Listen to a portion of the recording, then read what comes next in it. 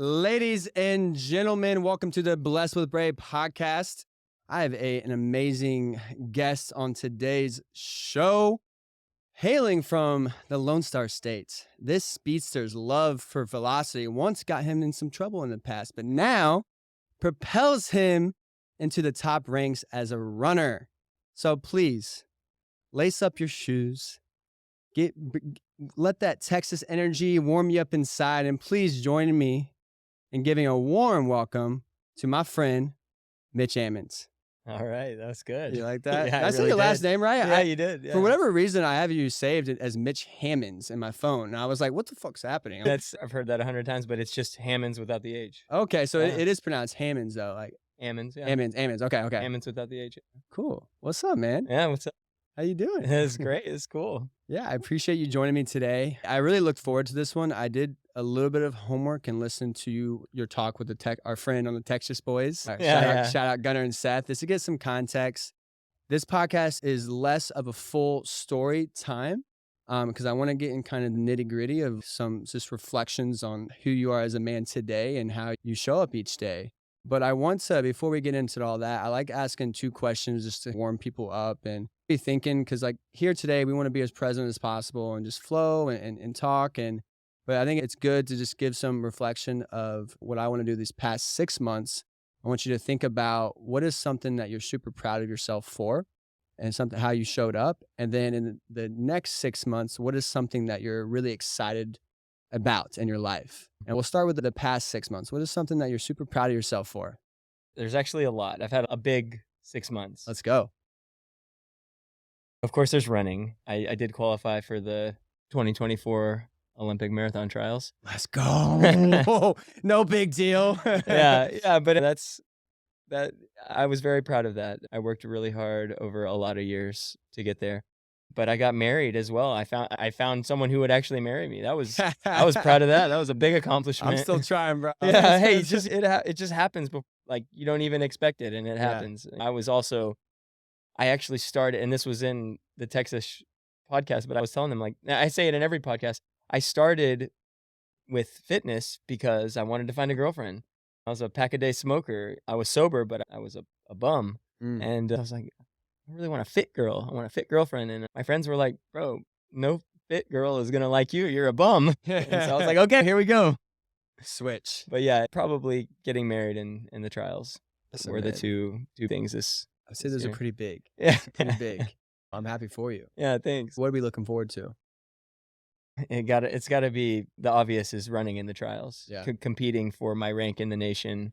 And when is this? This is in January. January, okay. So there's two outcomes. I get my rank in the nation in the marathon, and then the obvious is I make it to the Olympics, which it's a long shot, but I've made it to the qualifier, and now I just got to get top 3, which, again, long shot, but who knows? Anything can happen on race day. Exactly. Anything can happen, yeah. The body's insane. There's Yeah. like, people don't understand sometimes that there's so many variables at play within a given competition. That's why even with myself, like there's a level of being a high performer, like being down on myself if I don't perform as good as I would like. Oh, yeah. But the reality is there's so much going on, and that day could be your day. And sometimes that day you're meant to learn something else in the process. And I typically have good days on race day.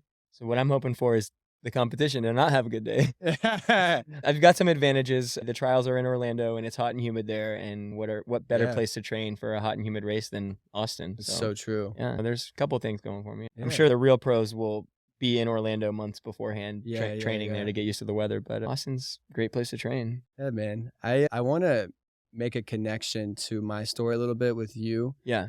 Something that I took away from the podcast with the Texas Boys of just your life. It seems like you have a lot to be grateful for right now. A lot of good things happening. And I think probably at some point in your previous chapters of your life, it was probably hard to find that gratitude, to be really appreciative of where you're at. For years it was. And I relate to that as somebody who really, for me, it was really a lot of, I was using drugs and alcohol to make me not feel the reality that I was pushing off for so long, that I needed to be professional per se, or get a job and pay rent.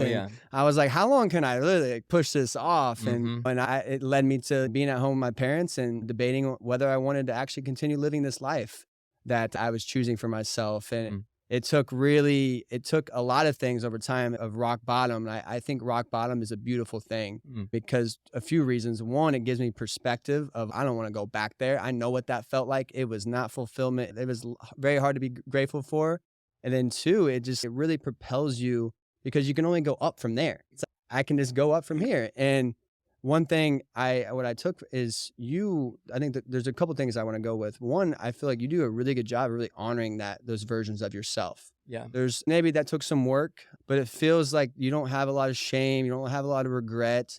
Those are chapters of your life that you have to give love and grace because those are part of your story that allowed you to be the man that you are today. And I'm curious if that was always the case. Were you able to really appreciate those chapters or did it take some work to really change that perspective?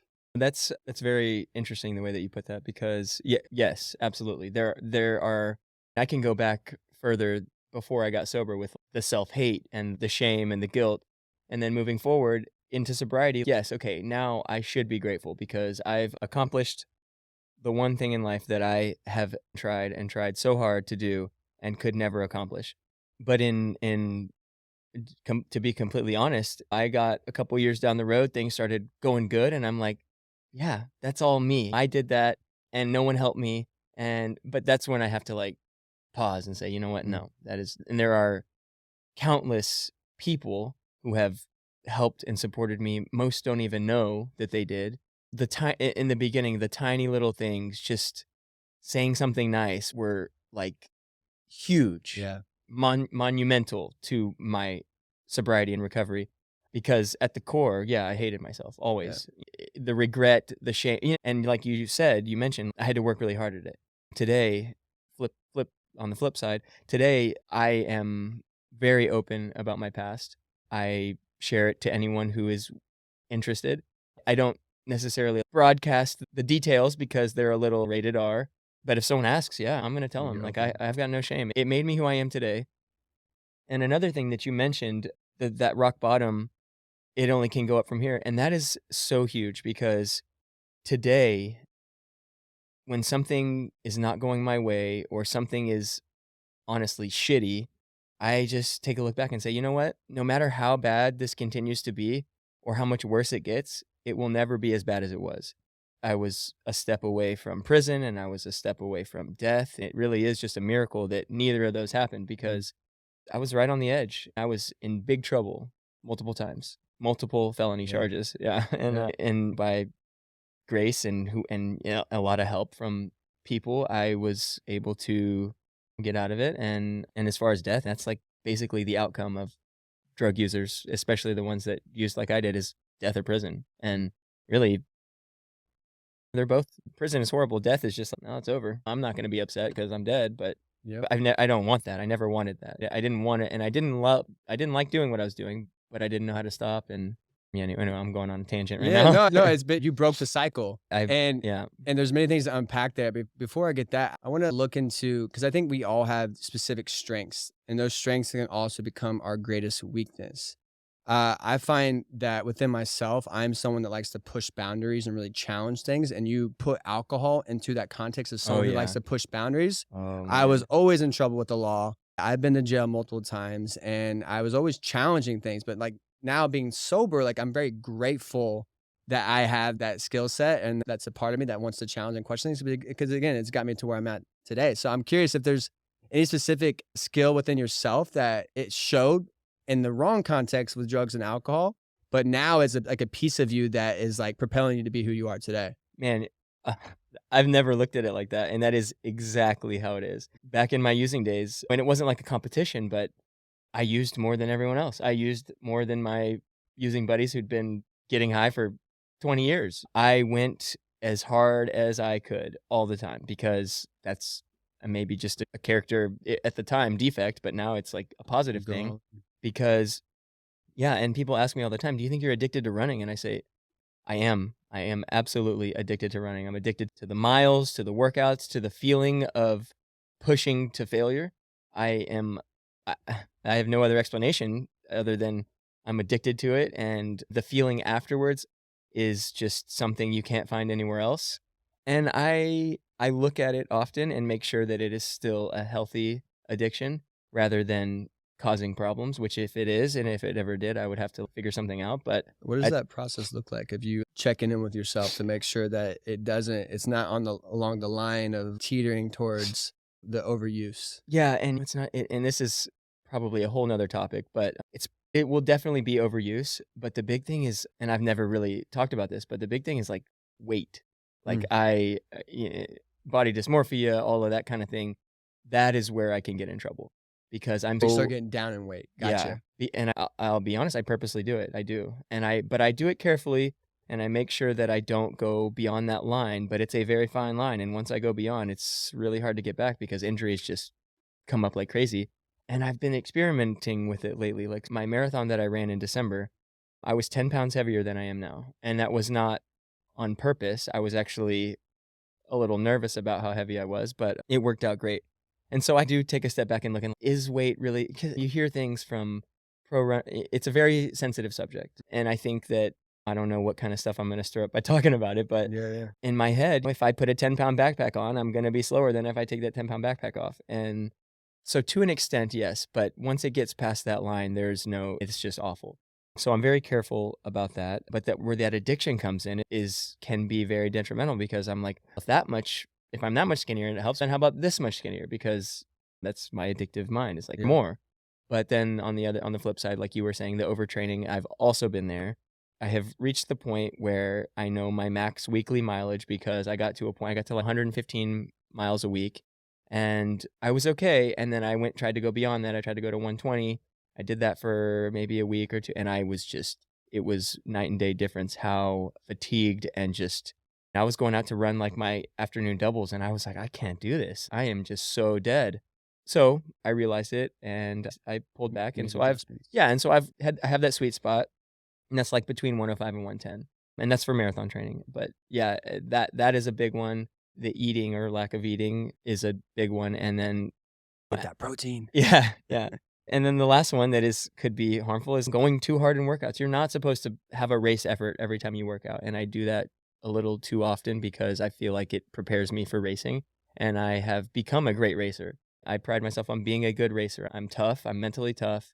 And I can push when it really hurts. And I don't know if that has to do with my background or what, but I've become a good racer because of the way I do workouts. But I'm always monitoring and I'm always looking to make sure that there's nothing I'm going to do to hurt myself. And sometimes though, and like with my addiction to drugs, people told me, but I had to figure it out on my own. People told me exactly, almost perfect, exactly what was going to happen. Yeah. And I said, no, that's not going to happen to me. Come on. And sure enough, every single time. And I'm talking multiple times that this happened. And I think a big thing that you're giving light to is this self-assessment, self-monitor. Yeah. And I think drugs and alcohol cloud that vision to really look at yourself. Oh, yeah, I did. Because it gets back to not wanting to face those demons, whatever it is. Right. It's just a cloud and you can't really. But I think even separate of drugs and alcohol, that cloud is still getting created within people as we get into these feedback loops, the negative feedback loops, the cycle, society, the contract society, that's chasing the American dream. And we're never really looking into ourselves to understand what the hell we actually want from this life. And I think something that you also said that I'm really appreciative is I also agree with the go all in approach. I really like messy action because I'm going to learn whether do I actually like this thing that I'm putting all my energy into?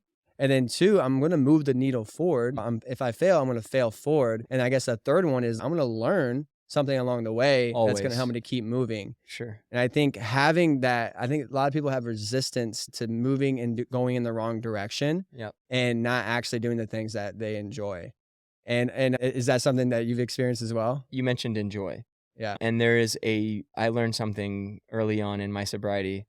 And that's if I don't enjoy doing something, I'm not going to do it. Because life is too short.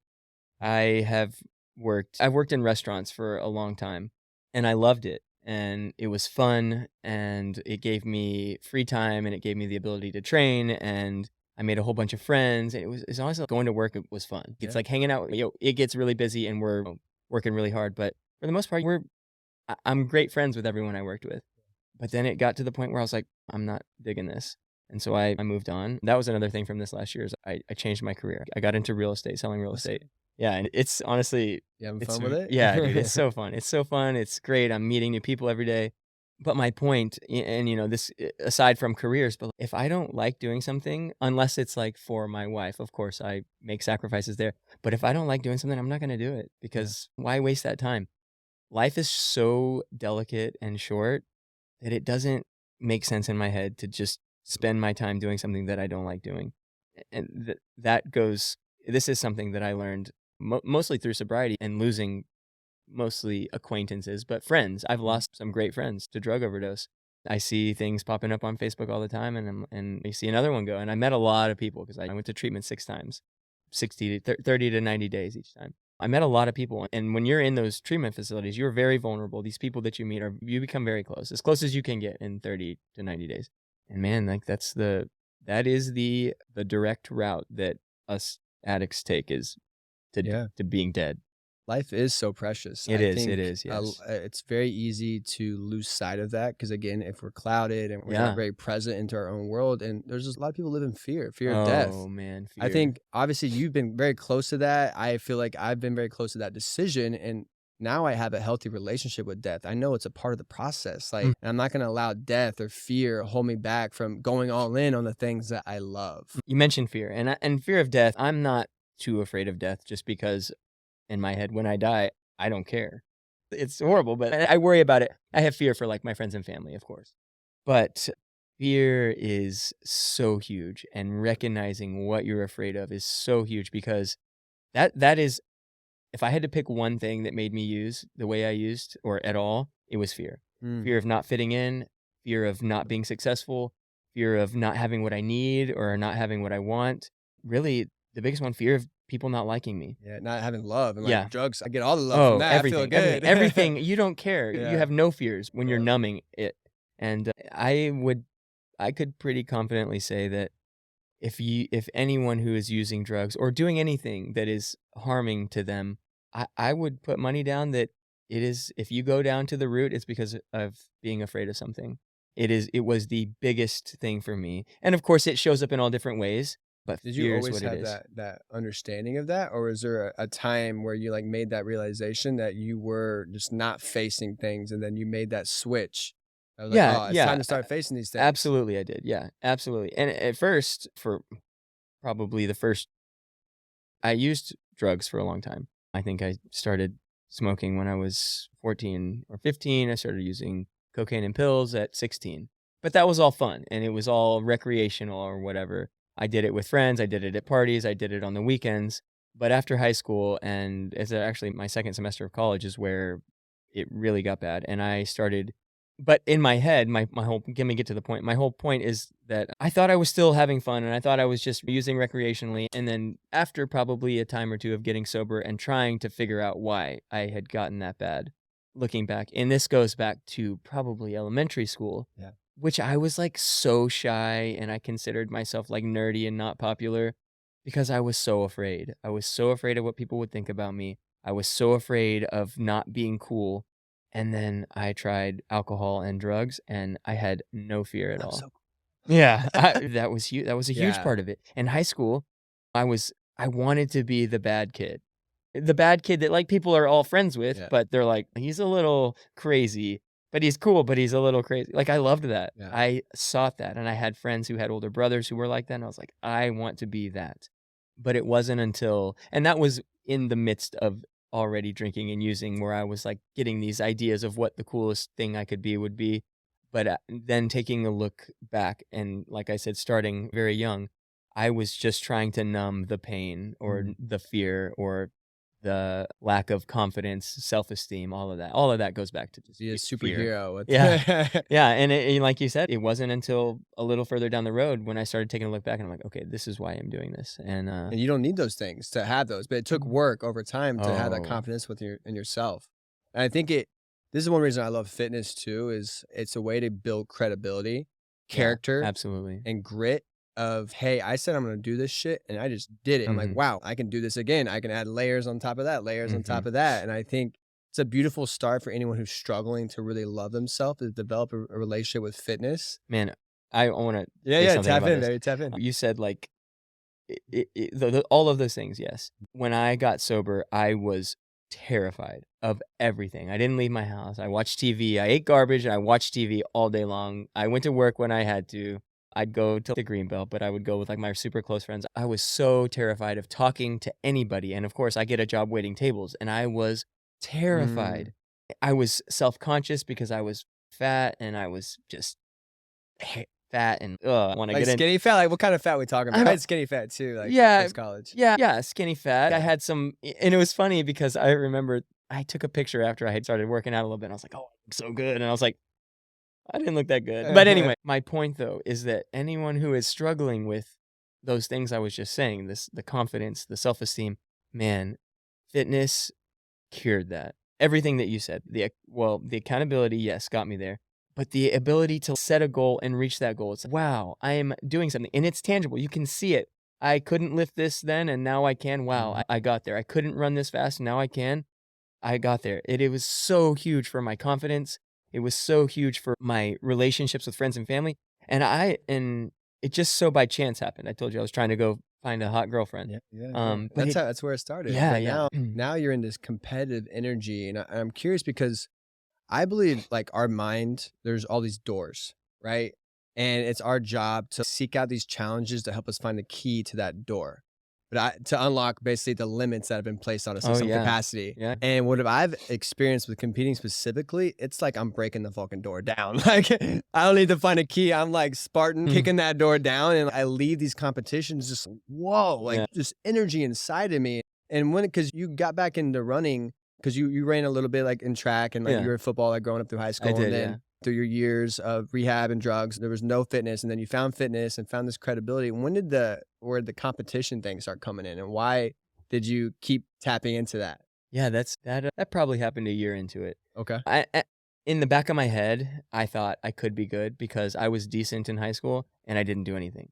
I was smoking every day, weed and cigarettes. Yeah. And I was still decent. I broke 5 minutes in the mile very young. I broke a 5-minute mile in the 8th grade. Try to do it right now. Yeah, hey, you're gonna get there. We'll do it. Yeah. Like I was decent and I had no proper training, and I would go do workouts like once a week with the team, but that was it. And I would suffer because, man, I don't know if anyone's tried to run while smoking. It really hurts. It hurts your lungs. So I'd finish a race and I would throw up everywhere because it was so painful. Yeah. But where was I going with this? Yeah. What happened? Like when? You said a year in with the competition. Yeah. I knew I was decent. And so in the back of my head, I was like, I'm going to start this journey of fitness, but probably it's long gone because I'm older now. But in the back of my head, like maybe. And so I started running. I had been doing like a boot camp for about a year. I did a HIIT training boot camp, which I loved. And it got me the intro into fitness. And then after about a year, I was like, you know what? I want to run. I want to go for a run, and I want to be a runner. And I set a goal to go run a 5-minute mile. And it took me a while, but I did it. And then How long did it take you? It probably took me 5 months. Okay. Just curious. Yeah, it probably took me about. Where'd you start at? Oh man, I started running. I could walk out the front door, run half a mile, take a break, and run half a mile.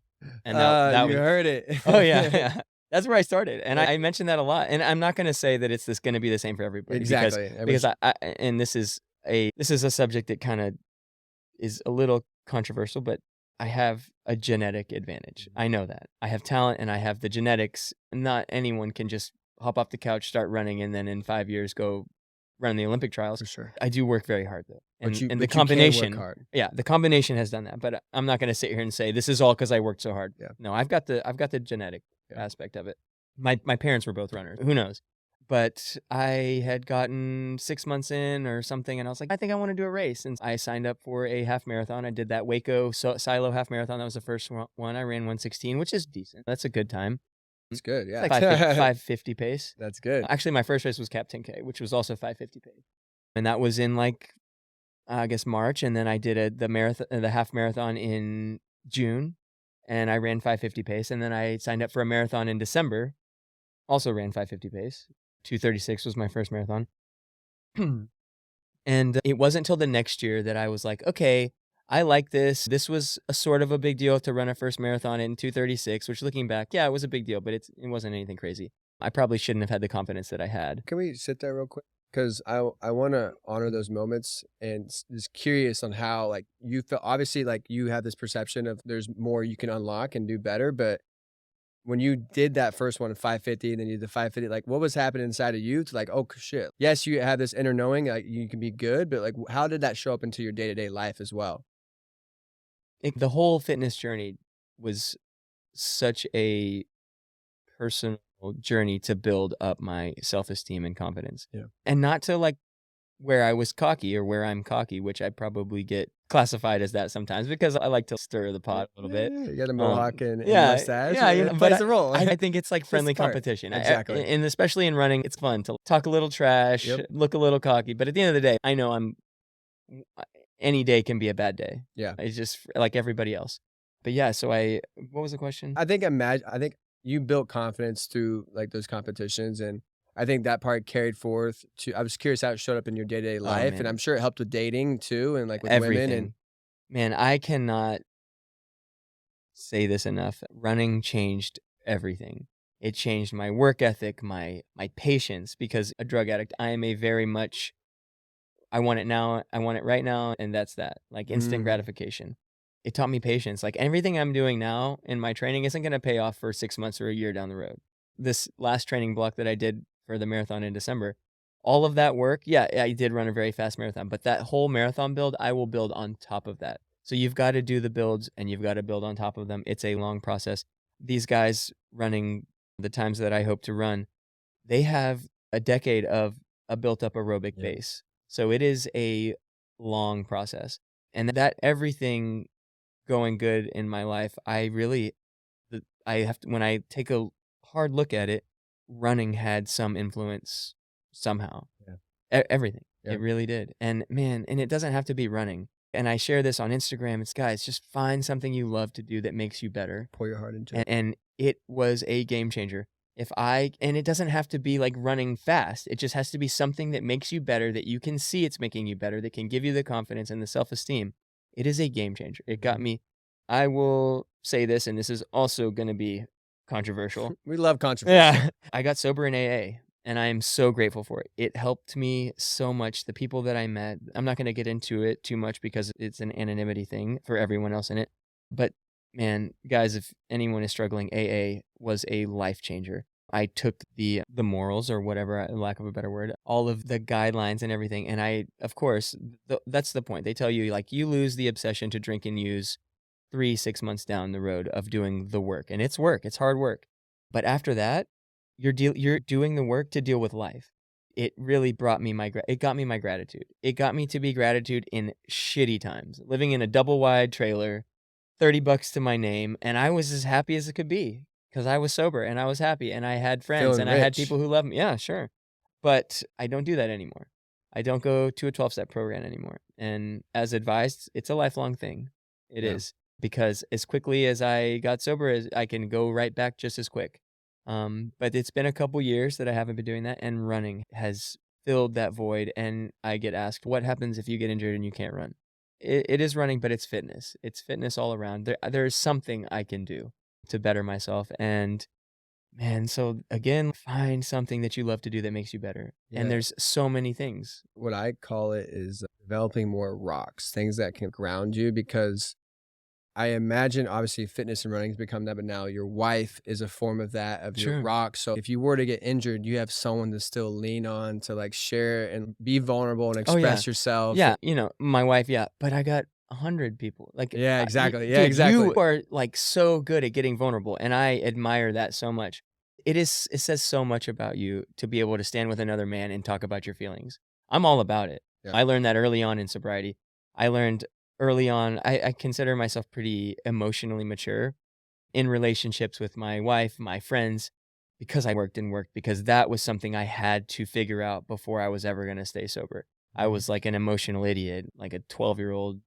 I think a lot of it's been in our culture with men generationally. It's wearing your emotions on your sleeve is not something that is very advocated for. And no, not at all. Obviously, our generation is really challenging that and changing that and developing more male leaders that are being a good example to help other men tap into that. And I know therapy is the word I want to move forward and talk about for a second, because I think there's so many different forms of therapy. Yeah. Obviously, there's a one that's popularized of like a setting like this where you're sitting with a therapist. And I don't know, do they have something like that in AA? Or do you see a therapist? So not AA. AA is it's a group run by members and members only. It's people from everywhere. I've met every kind of person, gajillionaires and people living on the street, and we're all the same when we're in there. But treatment centers, yes. Okay. The beginning of sobriety, and it's, of course, everything that you do in the rehab centers, the rehab. Everything that you do in rehab is recommended to continue to do, which are therapy. That's basically what rehab is 12 hours a day of therapy. Well, group therapy, one-on-one, that's just therapy. And what I want to say is, and I'm not trying to discredit therapy as a very powerful tool, but I think if people can find therapy within their own lives, it's so much more, I don't want to say so much, it's just very impactful, and it becomes more natural, and it's going to continue. If you said that. You said it earlier, and I was going to piggyback on that. It's like, a therapist is trained to get you to talk. That's all it is. It's and give you a little feedback, because they're not in your head. They're not in your head saying, going back and forth, is this the right thing? Is this the wrong thing? Is this the right thing? If I do this, will this happen? They're not in your head going back and forth like that. They are someone who has an outside perspective who can tell you, that's a bad idea. Maybe this. But you don't necessarily, yes, it's great. There are trained therapists, but you can do it with a friend. Well, they're also not as emotionally invested in you as a friend. It could be. Sure, that could be good and bad. Yes, that could be good and bad. I think the not emotional investment is helpful. Yeah. But you can ask a friend, hey, I need a unbiased opinion here. Yeah. And I'll just, like you were saying, the point of it is to get yourself to talk. And even just hearing yourself say things out loud is so huge. But you can't do that on your own. You're not going to sit there and talk to yourself. Maybe you are. But it's just about voicing it and hearing yourself saying it. And then a lot of times that's half the battle. It's like hearing yourself, no, that's stupid. Yeah. You're not in your head anymore. You're voicing it. And you're like, no, that's a horrible idea. But that can come from a friend. Of course, I did a lot of therapy, and I would never learned so much about myself working on myself. I'm able to now recognize these emotions that are bad, good, whatever. I can recognize them, and I can get down to the root of why I'm feeling that way. Of course, these days it's always fear, always. But just exactly what you were saying. It doesn't necessarily have to be a professional. You just need to talk to someone. Yeah. And you mentioned how nowadays it's getting a little more common and easier. Austin, man, we are in such a great place. We're in a bubble. Yeah, dude, it really, we are in a bubble. Yeah. This is a place where men drop the ego and hug each other and say, you know what, I love you, bro. And that's that. And dude, I'll never leave Austin because of that. It's the people. Yeah. But anyway, But this is why I love being a creator that can create content around this stuff, because people outside of Austin can start seeing these things and hopefully develop the courage. But I think it's a scalability. If like a therapist is that first entry point for you to start opening up, and then maybe it's that next thing is a close friend. Yeah. Or maybe it's just over time you develop a confidence, just like with fitness. Yes. That you can add more layers to the challenge per se. Man, you that is exactly right. Like it did start with therapy, but I could do it. I could talk to a complete stranger a lot out of it. It's about the individual. You talk to a lot of strangers, right? With their dogs. I've seen that. Yeah, I do. You pet random dogs all the time. I pet random dogs every day, and I always ask permission to. And I'm sure that's a form of therapy.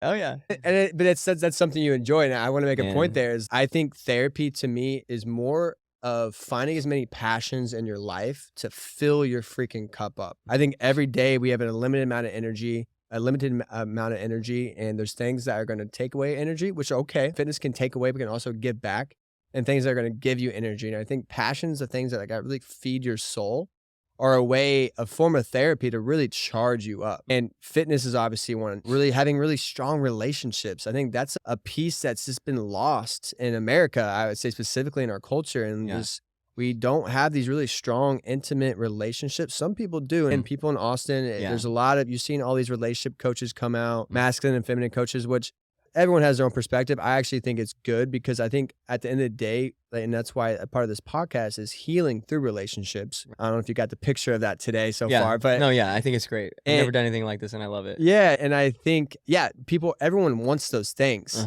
but we don't know how to go for it, because again, we weren't taught that. My parents don't understand what that is. I love them, but they don't understand how to develop those things. Right. Parents didn't understand, and our generation is, again, really breaking the cycle. And I think obviously technology and information is really helping that propel more forward, because there's more access to things like that. Yep. And I think you obviously going through AA and rehab, you were given some form of insightful wisdom on life and things of that nature. And I'm curious if within your journey, you had some mentors, maybe even outside of AA, maybe someone you never even met before, that really gave you kind of some concrete perspective on life. It sounds like you do. Yeah, I try and learn from anybody and everybody. There's something everybody can give me. And yes, the answer is yes. I had mentors in the beginning in AA and treatment and outside of all that. But man, today, like, I have close friends that I just talk to about things, and I'm not ashamed of it. It is so impactful to a relationship with that person, just to get on a deeper level with them and, talk about myself, and then have them share a little bit. They talk about themselves, and then I share a little bit. It is, and I have had, and you did mention, like, I had the introduction. I did. I would have never done this had I not had the intro and it took probably all 6 times of going to rehab to accept that this is what I actually have to do. I have to talk to men. I have to talk to people. It's a switch. Man. Yeah. Switch. You can just turn it just like that. But I'm saying, just to get perspective, I do believe in the quote, we're all one decision away from changing our life. Yeah. We're like multiple decisions. Yes. So you made a switch in your brain. I did, yes. Made a decision. Yeah. It was not an easy decision. Exactly. But once I did it and I said, this is what I'm going to have to do to get better. Okay, I'll do it. And now, man, I'm just going to say something about AA again. And this is really just like self-searching, self-finding sort of treatment or therapy or whatever you want to call it. But yes, it was for me because I'm a drug addict. Anyone could have gone through the treatment and the therapy that I went through and loved every second of it, found so much out about themselves. And it could be treatment for anybody. Like the things that I learned about myself and how to emotions and all of that, it's not specifically for someone addicted to drugs. Yes, it did help me, but everybody has something. Everybody has something that they're going through, something that they're afraid of, something that they should be grateful for, but they're not, something that they think that they did, but really, like, selfishly they think they did, but really it wasn't that. And so my point is that, man, this is great for anybody because everybody has something. Yep. When mine was drugs and alcohol, everybody has something, and it is as catastrophic to them as my stuff was to me. And my point is that it would be great for anybody. Yeah, everybody has something. Like, I think there's always that, I call it the war inside, like the internal conflict. Always, There's that, as you said, there's always a slippery slope that this might switch gears and we're going in the wrong direction. And that option is always there because to me, whether you want to call it demons and angels, good or bad and good, those choices are faced with us every single day. And the more that we can just lean into the side that we feel like our higher self, our most aligned self, the most loving self, the more we're going to be happy. But that starts from a place of love. And I think a lot of people don't understand how to love themselves. And I think both of us had that journey, and it takes work. And I think what I found in my life is when I'm like my most tired, say I had a really long day, a really long training day, my nervous system's just taxed, and those negative thoughts start creeping in real quick. And I get there's a level of loneliness, there's a level of just shame and guilt. And when the reality is my life is great, like all these things are good, but in those moments, because my body is just tired, it remembers when I was like super like this, when I was like this 10 years ago, it's like those things start coming up. And I think that can be triggering for people to go back in the opposite direction. And I imagine there's a level of that within your own journey of relapsing. Oh, yeah. That because we were in those weakest moments, that's when we made the decisions to go back in the wrong direction. But again, I think being present in those moments and then choosing love and like having somewhat of a love routine. So for me, it's like, I want to have a conversation with a friend that I trust and I can have that container with, that knows me and my situation, and he can hold space or she can hold space. I just need some sleep sometimes. Maybe I just need a good ass night of sleep, just something it's gonna remind me and ground me back where I need to be. And I think, I'm sure for you that has evolved over time, and finding that place of love is crucial. One thing that I want to relate to you as well is because you mentioned you having your posse that was like growing up, and you guys were the bad boys making Detroit Pistons coming through town. And It was similar for like my wrestling team. I'm from a small town in Indiana, and we were really good. Like our team was good, but we were all like smoking weed at a young age, drinking alcohol, doing a lot of pharmaceuticals, Robitussin, Drama Bean, like close to ODing on those stuff all the time. Acid at a young age, and I was a product of my environment. Like I have no blame or shame towards any of those people because we were all products of our own environment, and we made choices and decisions. And I find that a lot of people struggle to rewrite their story and allow those environments to define who they are. And to give an example, like for me, it's like I had to move across the country to a whole new environment to allow me the freedom and the space to like tap into who the new person I wanted to create, because it was challenging for me to recreate a version of myself when I was around people who saw me at my lowest. Yeah. And it's because they saw me at my lowest, there's a level was like, I don't know how I can separate. Like it's there. So it was the easier route at the time for me to separate and create a new environment. And I'm curious for you in your own journey, is there times where you had to create a new environment to, I guess, allow you to step into the growth? Yeah, every time. Yeah. I've lived all over because, I couldn't get sober here, so maybe if I go there. I will say I can get sober anywhere and I can get high anywhere. Yeah. And I proved that to myself over and over. I moved to Austin to get sober, but I also relapsed in Austin, and then I got sober in Austin. It does help to change your places and people, especially the people, because that was a hard one. I didn't make a whole lot of relationships within my drug using here in Austin, so that's good. It was easy to not. I wasn't like battling the phone calls from my drug dealer. Hey man, I haven't seen you in a little bit. You coming by or what? I didn't have to. I didn't have to do that here.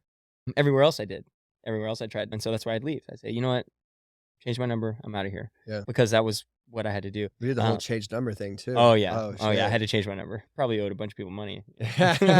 Sorry guys. Hey, if you're listening, I'm sorry. But no, yeah. I mean, I did. I moved around a lot, just trying to change the situation that I was in, thinking that was the problem, not me. It was where I was. It was my friends. I blamed everybody but myself. Yeah. At the end of the day, like I said, I can get sober anywhere and I can get high anywhere. It doesn't matter. I agree. It always starts here, but it does allow you to, in your mind, the same thing as like the New Year's Eve energy. It's this clean slate to recreate some versions of yourself that.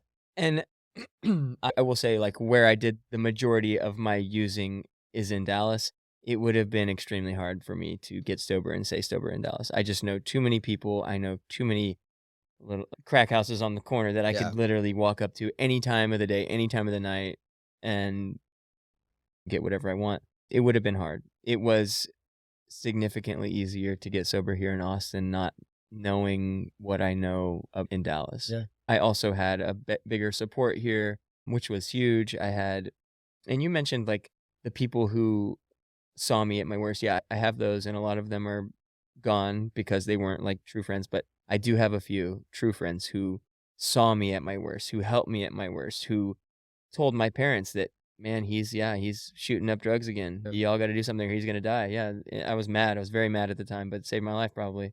That happened several times with several friends. Keep those people. Yeah. Keep those people. They're my lifelong friends. They're the only ones that were at my wedding. We did a family-only wedding because we didn't want to spend our life savings. But yeah, they are with me forever and I'm with them forever. But I've grown those relationships, new ones as well. There's a lot of good can come out of just like getting to know someone, getting vulnerable, and friends. Yeah, and loud and my, I guess, example earlier of good, as much good energy and much bad energy. There's people who don't support who you are. Oh yeah, and don't allow that growth and have just a crappy mindset on life. It's draining. It takes away from you. And I think people have a lot of fear around that separation because, that's my childhood friend. Like, and like I have no negative energy towards anyone in my life, but I've had to separate. Yeah. And it was never like, we're making this separation. It's just, I'm moving in this direction. There's no judgment. There's no shame. I think I see life as an emotional roller coaster, but you get to choose who's on that ride with you. They may be on the same theme park, but they ain't just on that ride. You know what I'm saying? Yeah. And agree with all of that. I could hear Siri up here. Yeah. What was I going to say to that? Oh, man. Yeah, I think it's cool that you have those close relationships, some of those people from a young age. I personally don't have that anymore. I think a lot of people do, but I do think present day, by you being who you are, you can develop another family. Like I always wanted brothers and sisters, and I have younger ones, but I wanted people my age that get me. Like that's been created within my life. Yeah, absolutely. And we all need that. And as we talked about, we'll keep hammering this shit down. It just becomes easier for you to be you, one, but also knowing that you have the support system in the back end to hold you up when you're at your lowest. Yes. You know? Yeah. I could have never done it alone. That's just plain and simple. I needed people and companionship and friends, and I needed all that. Just support to know that they love me so I can love me. Yeah. Cool, man. Yeah. In regards to running, I've experienced this once, and I think I relate to you as well. It was like my first time I competed. I did okay, but then I won my next competition. I was just like, oh, crap, there's something here. Let me go. We talked about it a little bit, and then I went through this stretch where I got in too much of this performance base and not a lot of building. And what happened is over time, my adrenals started getting shot, and my energy was getting shot, and I was feeling my body was losing muscle, and my hormones were probably not in a good spot. And you mentioned the patience earlier and these building blocks. And I think there's always parallels, as we've talked about, how parallel like your training can go to life, because I think how you do anything is how you do everything at some capacity. Yeah. And I think we are in this space and world where everyone is go mentality, from technology being super quick, the groceries getting delivered. It just conditions us to want to go fast. Yeah. And you actually go fast, right? But you also go slow at time, slower. Oh yeah. So you can go fast. Yes, and there's the famous quote, slow is smooth is fast. Yeah. And, or if you wanted the 80-20 rule, 80% of your work. And I don't know, I don't want to get into the full scope of your training, but I'm curious in terms of within your life, how has that shown up with how you work? And because there's moments where we want to go all in and attack. We want to get that sale in the house, or per se. But what are the back end of things that people don't see is the unsexy stuff that you're doing, most likely, I'm guessing, to build and be able to show up as your person you are. Yeah. I want to talk about this as it relates to running because it's important. So yeah. I do get into this mentality of I want to do every single race. I want to never take a break. Man, the first time I took a week or two off from running, it was like pulling teeth. I did not want to do that. It is so discouraging to be in the best shape of your life, have a great race, take 2 weeks off, and then start running again. And I'm at square one. Miserable. I hate it, but I've started doing it and it helps. I always come back. And of course, there's like that, man, it takes about minimum 3 months to get very fit, and you lose it in a week. It's the worst. But because you have that base, you build on it. Yes, you come back after taking a break. It takes, I'd say, 3 weeks until I'm like, okay, I'm coming back to this. But can we make the argument that you come back better? Can we make that argument at some capacity? Absolutely. Yeah. You come back better. It takes you get back to where you were at the start of the previous build, but then that next build you are going to get better exponentially quicker, and then you're going to be better than you ever were halfway through the training cycle. Has been what I wouldn't say take that exactly how I said it, but you do come back better. And then as far as and just last week there was a race that I really wanted to do, but I had raced on Sunday and I was like, I know that if I do this race, it was like 4 days later. I know that if I do this race, I can probably run fast and I can probably win it, but I'm going to be so beat up. I'm going to be so mad at myself that I did that, because then I'm going to sabotage training for the next 2 weeks. I'm not going to be able to do a workout because I'm going to have shredded my quads beyond like being able to get back into training. And then as far as life, yeah, dude, like I said, everything that I apply to running also applies to life. And of course, I have an addictive personality, and I know I have an addictive personality. I open a bag of chips. I don't eat 5 chips. I eat the whole bag. And same with cookies, same with ice cream, same with literally everything. So I know once I start, I can't stop. And so with life, of course, it goes into my professional and everything. Yeah, of course it does. I have to sit back and say, you know what? I'm got too much on my plate. I won't do anything. I've got to sit back and say, what do I really need to be doing right now? And that question is great. It's back to the self-assessment, like what is most important or high priority, or what's going to move the needle forward, or what's going to give me most joy. all those questions of inward understanding of what you actually want from life. And that's another thing that I just thought of. So many runners have been running for so long and their identity is running. If they get hurt, they're like, I'm worthless. And okay, I'll speak for myself. My identity for a long time was like, I'm this sober runner, and that's that. There's nothing else. If I get hurt, oh, it's over. If I relapse, oh, it's over. Like all of this stuff. Like that, this is who I am. But there is so much more. And I have to, and I do, and I sit back and I take a look and I say, okay, yes, running is very important to me, but it's not everything. There are other things that need to be more important at certain times, and that's okay. I can always come back to running. A lot of friends that I have right now are having babies, and I'm like, I go, so what are you training for? And they're like, it's like, you know what? No, you have other priorities right now. You can train a year from now. You've got to focus on your family, your new baby, like all this stuff. There's so much more to it than that. But again, everything I learned, my work ethic from running, I apply elsewhere, and it all circles back. Comes back full circle.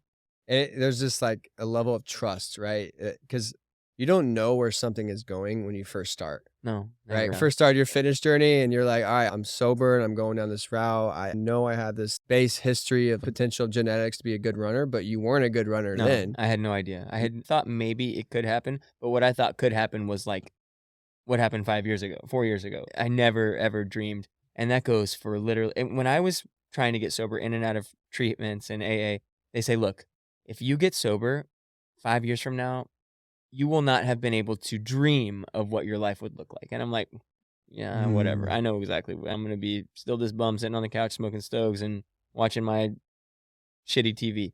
Man, that couldn't be more true. I envisioned what I thought I gave it, I exaggerated it. I was like, yeah, let's exaggerate it for purposes of not trying to prove them wrong, but yeah, I'll hear you out. And I wrote stuff down and man, it couldn't have been, I never thought I would be where I am. And they told me that, and I didn't believe them. I could have never dreamed this up. I could have never dreamed up that I had an actual career, which I thought I'm going to wait tables forever. And I was okay with that. I was happy with that. I didn't need or want anything. I had plenty. I could pay my rent. I could buy groceries. I was great. I could pay my ticket to go into Barton Springs. What else do I need? That running, of course. But man, a wife? Like what? I never thought that was I thought I was the guy who was never going to get married. Not because I didn't want to get married, but I just never really cared for someone like that. Man, everything. Job, everything. What does that 5-year plan look like now? I haven't thought about it in a while. Yeah. It just came up to me. I was like, I'm curious. Because I got asked that a 3-year plan when my first podcast episode, I had my friend Yash interview me. And he asked me, I was like, oh shit, I haven't thought of that. I'm living so much in the moment and just enjoying my life. It's always hard for me because I imagine me and AA, I would be like, yeah, I don't want to, I'm here right now. Like shit, so many things can happen. I never really liked hypotheticals, but that's also how dreams are recreated is you imagine those things and like you start living a life in alignment with that. I think it's very important. It's very healthy to have a 5-year goal. I haven't looked at that in a long time. I make yearly goals. I say, this is what I want to do this year. This is what I want to accomplish. But I think you're right. That's how you move forward. You set, and I set outrageous goals. And very audacious goals. And I recommend that to anybody because man, you'll get them. And if you don't, because they're so outrageous, halfway was fantastic. Exactly. But yeah, I should sit down and take a look at what I'm thinking for 5 years because I'm on a growth rate, a quick, high growth rate. Things are moving fast, and if I don't have something in all forms. Another thing that I do, this is huge right now, and I'm having this epiphany right now because I set some outrageous goals like 4 years ago, and that was to run 2:16 in the marathon and to run 1:04 in the half marathon. Yep. And this last year I hit those goals. And so I'm sitting here, so what's next? And of course I set other goals. Yeah, now I want to run 2:12 and I want to run 1:03, but the other goals were much more important. So I think maybe, and I'm talking more so outside of running. What are my goals for the next 5 years? Because I can only run for so long. I can always run, but I can only be competitive for so long. And the clock's ticking. That maybe I got another 4 years, but who knows? But yeah, it's huge. I feel in that same time block as I'm like, I give myself, I'm 31. I see like within the functional space, you can last a little longer. There's some 37, 38-year-olds that are like still top of the high rocks worlds. So I'm like, I got 5 to 6 years to continue down this journey. And that might turn to ultras. A lot of people do like trail and ultras. You don't have to do it fast. Just do it for fun type of thing. Oh, yeah. That's how it always starts. It's a slippery slope. Yeah. Do it for fun. Yeah, and I think it's important for everyone to think about those things. And I used to listen early in my, I guess, personal growth journey, it was a lot of podcasts because I was trying to find my way. I was going down this path of like criminal justice. Dude, I worked in a prison for 6 months when I was 22. I was like in this max prison as a correctional officer. Like after that, I was gonna be a cop and then FBI. And I'm like, what the fuck am I doing? So like my entry point into fitness was listening to a lot of health and wellness podcasts. Because I didn't have a lot of money either. I couldn't invest in all these certifications and education. So I had to teach everything myself. And I'm grateful for that because I have that skill set now. And that's why I was sharing before. Like I'm very happy that I'm able to invest in a trainer because it feels really good. Oh, it does. Yeah. It feels really good. I forget where the hell I was going with that.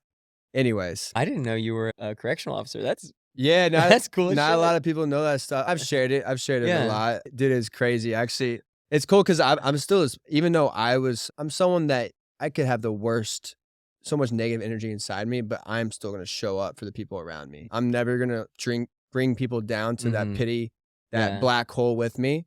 And that comes to even later on what I tell people, and I'm trying to be a leader in this too, is like reaching out to people, even when you see that it looks like they're doing good, because they may not be doing good. And just like being that leader and that reaching out to the homies and like giving some love and say, hey, I see you. Cause I'm around a lot of creators that want to make an impact in the world. And I know the energy it takes, weight that they put on themselves because I do the same shit. And it feels good when someone can acknowledge that and see the work. Cause I've been in a place of receiving a lot of that lately and it feels freaking amazing. Even in the prison, I think it's funny. All the prisoners fucking love me because I come in with like positive energy and all the correctional officers there were just negative as fuck, dude. Just like people that hate their lives. And they wanted to put that onto the prisoners. And just like sad pit. That is. I was thankful to break out of that cycle. But my point was like, a lot of podcasts with my entry point. Where I was going was Andy Frisella.